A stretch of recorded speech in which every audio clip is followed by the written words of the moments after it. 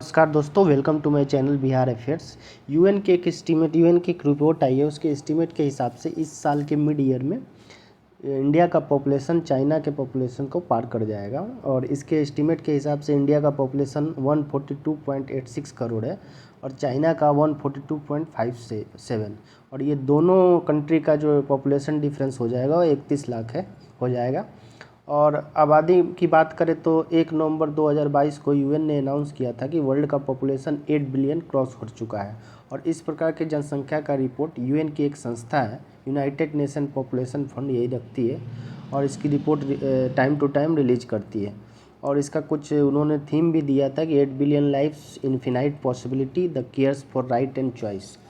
अब बात करें कि चाइना का, आगे और वीडियो में और कुछ भी बात करेंगे कि चाइना का पॉपुलेशन अचानक इंडिया से पॉपुलेशन से, जब से हम लोग जानते हैं तब तक चाइना का पॉपुलेशन इंडिया से हमेशा ज़्यादा रहा है। तो कैसे चाइना का पॉपुलेशन कम हो गया, वन चाइल्ड पॉलिसी क्या थी चाइना की, और क्या इसके एडवांटेज मिलेंगे इंडिया को और डिसएडवांटेज क्या है, और गवर्नमेंट को क्या क्या पॉलिसी में चेंजेस लाने पड़ेंगे।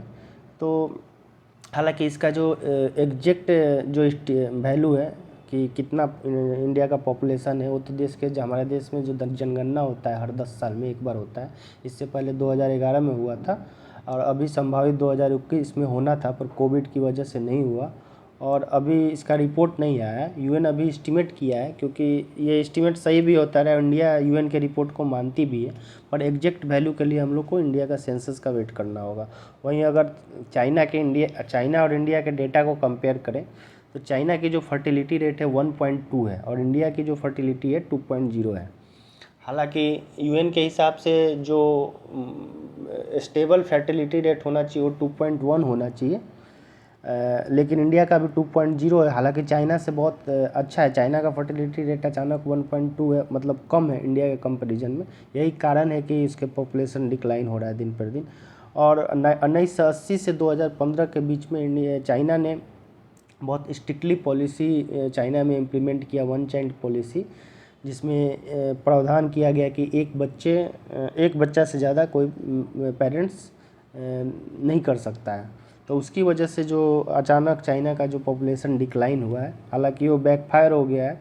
अभी चाइना प्रमोट कर रही है पॉपुलेशन को और इवन कि सब फाइनेंशियली सपोर्ट कर रही है पॉपुलेशन को। और बहुत तरह से बीच में 7 दिन की छुट्टी भी मिली थी स्कूल की तरफ से कि आप लोग जाइए लव डे के हिसाब से, कि लव डे मनाइए और बच्चे पैदा कीजिए और फैमिली बनाइए।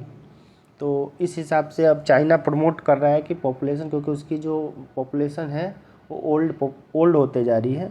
जो इंडिया का पॉपुलेशन है, अभी भी जो इंडिया का पॉपुलेशन 0 से 14 साल का बीच है वो 25% का पॉपुलेशन है।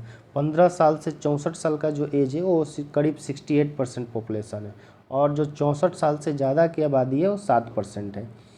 और यही कारण है कि इंडिया यंग पॉपुलेशन में गिना जाता है पूरे वर्ल्ड में। और अब ये पॉपुलेशन अच्छा है कि अच्छा भी है और ख़तरनाक भी है, क्योंकि इंडिया भले ही वर्ल्ड के 5th बड़ी इकोनॉमी है, पर कैपिटा इनकम में बहुत कम है बाकी इकोनॉमी के कंपेयर में। इंडिया का per capita net national income का 17,000 कुछ है फाइनेंशियल ईयर जो 2023 के हिसाब से। तो जितनी बड़ी जीडीपी है उसके हिसाब से एम्प्लॉयमेंट जनरेट नहीं हुआ है।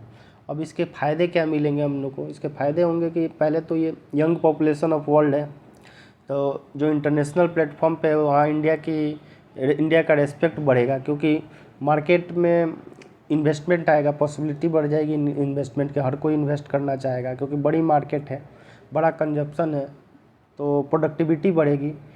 फिर रियल जीडीपी इंक्रीज हो जाएगा, लेबर फोर्स और प्रोडक्टिविटी कैपेसिटी बढ़ेंगे, टैक्स रेवेन्यू इंक्रीज होगा। और उसके जो डिसएडवांटेज हैं उसके डिसएडवांटेज भी हैं कि रिसोर्स का डिप्लेशन होगा, इन्वायरमेंट और डिग्रेड होगा, अनएम्प्लॉयमेंट बढ़ेगा, क्राइम बढ़ेगा। अगर उसके हिसाब से पॉपुलेशन के हिसाब से एम्प्लॉयमेंट जनरेट नहीं होता है तो अनएम्प्लॉयमेंट बढ़ेगा, तो वहाँ क्राइम भी बढ़ेगी। तो लैंड शॉर्टेज, वाटर शॉर्टेज, बहुत तरह की समस्या, महंगाई भी बढ़ सकती है। तो अब इसका वे फॉरवर्ड क्या है कि आगे मतलब सरकार को क्या करना चाहिए इसके लिए?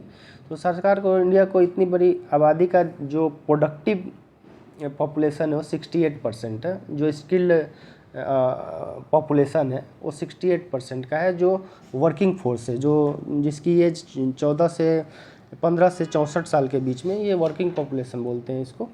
और ये इंडियन इकोनॉमी में बहुत मदद कर सकता है और हम लोग स्किल्ड बना सकते हैं इसको, इस लेबर फोर्स को, जो 68% की आबादी है।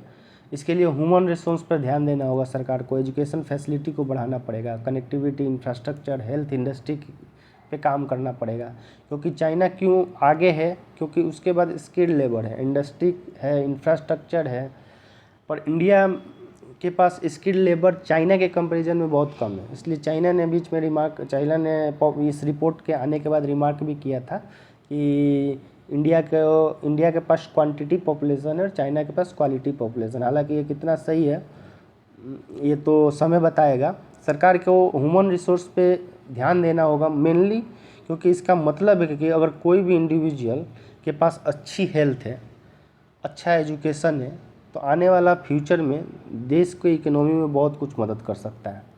वो टैक्स ज़्यादा पे करेगा, फिर उसका जो स्टैंडर्ड ऑफ लिविंग है वो हाई हो जाएगा। अगर हम लोग कंपैरिजन करें एग्जांपल के तौर पे, एक अनस्किल्ड लेबर है, डेली वेजेज वर्कर है, जिसकी कमाई 8 से 10 हज़ार है, एक जो आईटी फर्म में बहुत अच्छा जॉब कमा रहा है और उसकी जो सैलरी है 1 लाख है, तो ये दोनों में डिफरेंस बहुत हो जाएगा। जो उसके आने वाले फ्यूचर जो होंगे, जो उसके बच्चे होंगे, वो हाईली स्किल्ड होंगे, अच्छे स्कूल में पढ़ेंगे, स्टैंडर्ड ऑफ लिविंग ज़्यादा होगा।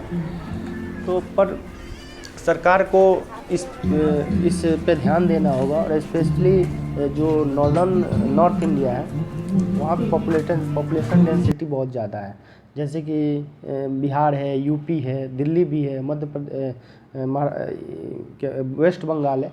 यहाँ पे मतलब इंडियन गवर्नमेंट को बहुत ध्यान देना पड़ेगा, क्योंकि इंडिया का जीडीपी ग्रोथ हाई रेशियो रखना पड़ेगा ताकि एम्प्लॉयमेंट जनरेट हो। और एम्प्लॉयमेंट और नेशनल एम्प्लॉयमेंट पॉलिसी को लाना होगा, जो गवर्नमेंट का आज तक इंडिया में अभी तक नेशनल एम्प्लॉयमेंट पॉलिसी नहीं लाई गई है। इवन कि नेपाल भी ला चुका है नेशनल एम्प्लॉयमेंट पॉलिसी। तो इस पे फोकस करना पड़ेगा, क्योंकि अगर पॉपुलेशन बढ़ेगा तो एम्प्लॉयमेंट बढ़ेगी, अनएम्प्लॉयमेंट बढ़ेगी, और इसको गवर्नमेंट को एम्प्लॉयमेंट जनरेट करना पड़ेगा। अगर देश अनस्टेबल हो जाएगा तो इससे क्राइम बढ़ेगा देश में, और गवर्नमेंट को इसके पीछे काम करना होगा। तो ये सब था प्रो और कॉन्स के पॉपुलेशन बढ़ने से, और फ़ायदा क्या होगा और नुकसान क्या होगा। तो ये था पूरा एनालिसिस। अगर वीडियो अच्छी लगी हो तो प्लीज़ लाइक करें, शेयर करें, सब्सक्राइब करें और कमेंट करें। Thank you.